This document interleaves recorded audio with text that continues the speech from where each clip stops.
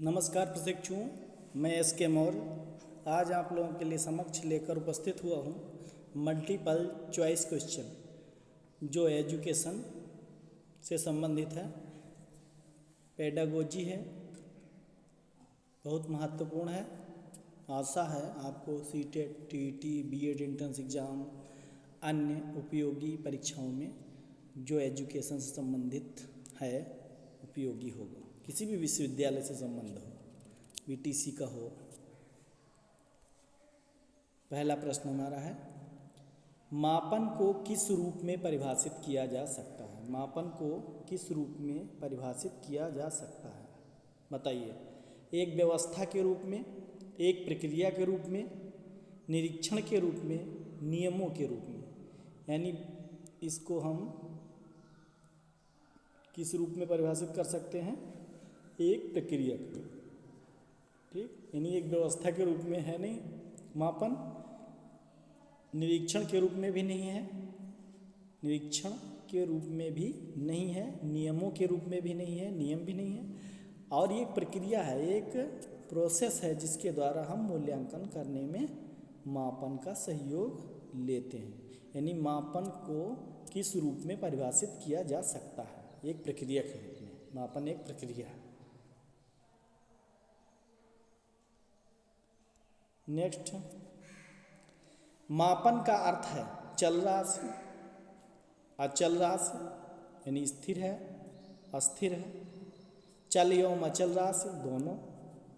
चल राशि की मात्रा को निर्धारित करना, यानी कि जो गुण हैं वो बदलते रहते हैं, मापन में हम क्या करते हैं, उसकी मात्रा को निर्धारित करते हैं। एट ए टाइम क्या मेजरमेंट हुआ, यानी इसका विकल्प क्या हो जाएगा?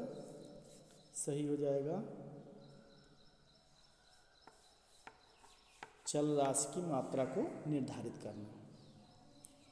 नेक्स्ट प्रश्न हमारा है, प्राप्तांकों की व्याख्या में हुई त्रुटियों को कहा जाता है? क्या कहा जाता है?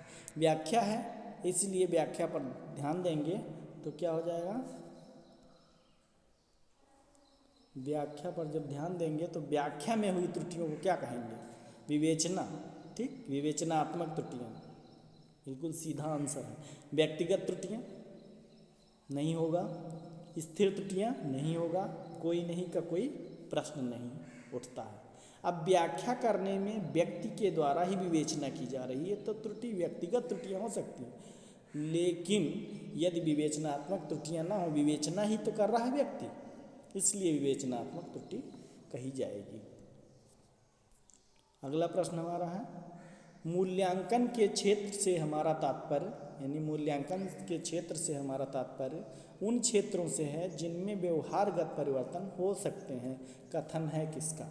यानी इसको हम पहले समझने की कोशिश करेंगे।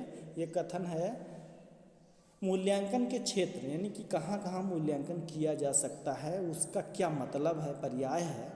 उन क्षेत्रों से है जिसमें व्यवहारगत परिवर्तन हो सकते हैं। यानी मूल्यांकन हम क्यों करते हैं? इसलिए करते हैं कि उसमें यदि गुणवत्ता नहीं है तो गुणवत्ता लाई जा सके, अर्थात व्यवहारगत परिवर्तन जहाँ हो सकते हैं वहीं हम मूल्यांकन करते हैं।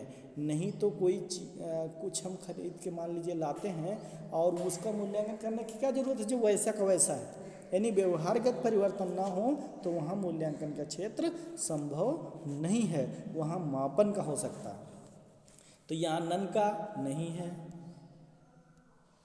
गुड का नहीं है, कोठारी आयोग का भी नहीं है। यानी आर.एस. वर्मा जी ने ये कहा, क्या कहा कि मूल्यांकन के क्षेत्र से हमारा तात्पर्य उन क्षेत्रों से है जिनमें व्यवहारगत परिवर्तन हो सकते हैं।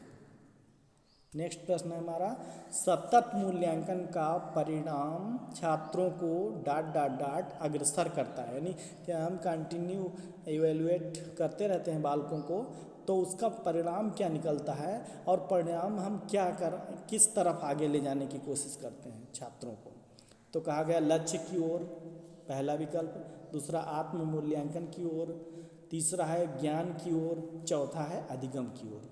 अब देखिए इसमें सारे विकल्प सही हैं। सीटेट लेवल का और टीटी लेवल का ये प्रश्न है, यानी लक्ष्य की ओर भी ले जाता है, यानी सतत मूल्यांकन करेंगे तो आत्म मूल्यांकन की ओर भी ले जाता है, ज्ञान की ओर भी ले जाता है, अधिगम की ओर है। अधिगम माने सीखना, ज्ञान माने सीख लिया है, ठीक है, और आत्म मूल्यांकन की ओर, यानी कहने का मतलब सतत मूल्यांकन का हमारा उद्देश्य यही है कि सबसे सटीक आंसर ये है कि आत्म मूल्यांकन की ओर हमें आगे बढ़ाता है।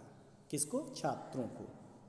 जब आत्म मूल्यांकन आप करते रहेंगे तो लक्ष्य भी प्राप्त हो जाएगा, ज्ञान की ओर अग्रसर होते रहेंगे, ज्ञान में बढ़ोतरी होगी और अधिगम आप कर ही रहे होंगे। इसलिए आत्म मूल्यांकन की ओर विकल्प सही होगा। अगला प्रश्न है, मापन में किसकी माप अलग अलग इकाई के रूप में की जाती है? यानी मापन में किसकी माप, यानी मापन में हम क्या करते हैं? उन गुणों का मापन करते हैं जो, बताइए, गुणों का ही तो मापन करते हैं। यानी कि कहा गया है कि गुण का मापन करते हैं, कि संख्या का मापन करते हैं, कि वस्तुओं की मापन करते हैं, कि इनमें से कोई नहीं। ये प्रश्न तो उठता नहीं है, ये भी वस्तुओं का भी मापन होता है, लेकिन यहाँ पे इससे अभिप्राय नहीं है। संख्यात्मक होता है, लेकिन संख्या की मापन ये गुणों का, यानी कि मापन में किसका माप अलग अलग इकाई के रूप में किया जाता है। मापन हम वस्तु का भी कर सकते हैं, संख्या का तो सही है नहीं, असत्य है। वस्तुओं का मापन कर सकते हैं कि, और लेकिन गुणों का मापन करना, यानी गुण को हम अलग अलग इकाइयों के रूप में व्यक्त करते हैं जब मापन में, शैक्षिक मापन में विशेषकर। नेक्स्ट प्रश्न हमारा है, मापन एवं मूल्यांकन की गुणात्मक प्रविधियाँ नहीं हैं। यानी मापन एवं मूल्यांकन की गुणात्मक प्रविधियाँ नहीं हैं। मापन या मूल्यांकन की दो प्रविधियाँ हैं, हमने बताया, ठीक। एक पहला होता है मात्रात्मक और दूसरा होता है गुणात्मक।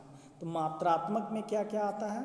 जितने टेस्ट हमारे हैं सब मापन मात्रात्मक होते हैं, लेकिन गुणात्मक में निरीक्षण आता है, चेकलिस्ट आता है, निर्धारण रेटिंग स्केल आता है, यानी कि ऑब्जर्वेशन या इंस्पेक्शन, चेकलिस्ट, रेटिंग स्केल, ये सब क्या है? गुणात्मक प्रविधियां हैं मापन की, ठीक।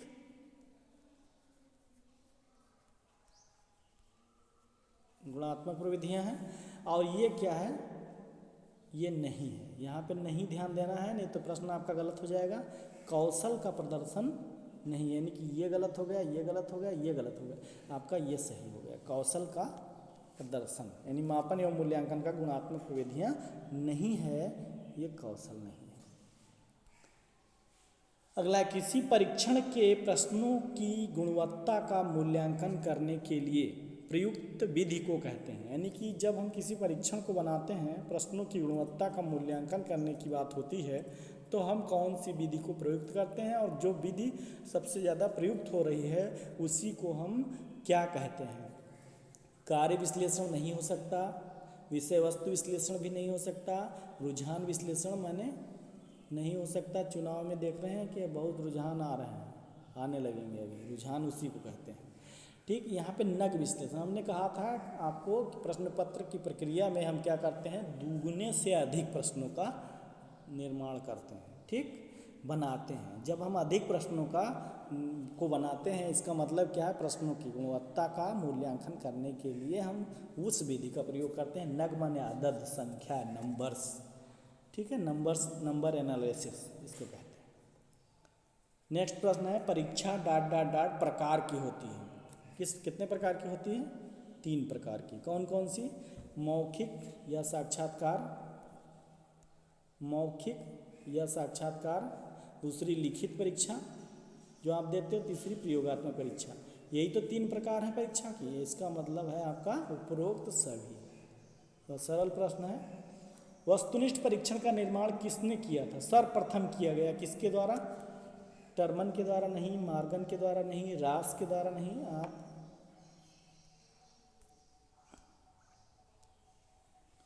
होरास मैन के द्वारा, ठीक। Thanks for watching, thanks for subscribe and thanks for like. आशा है आप लोगों को इन प्रश्नों से कुछ मदद मिलेगी। हमारा प्रयास है कि हफ्ते में कम से कम 2-3 वीडियो आपको उपलब्ध कराएं, और जो केवल और केवल टीटी, सीटेट, बीएड एंट्रेंस और आपके परीक्षा से संबंधित, सेमेस्टर से संबंधित एजुकेशन सब्जेक्ट में कहीं न कहीं आपको आगे बढ़ाने का आगे बढ़ने में मदद करें। धन्यवाद।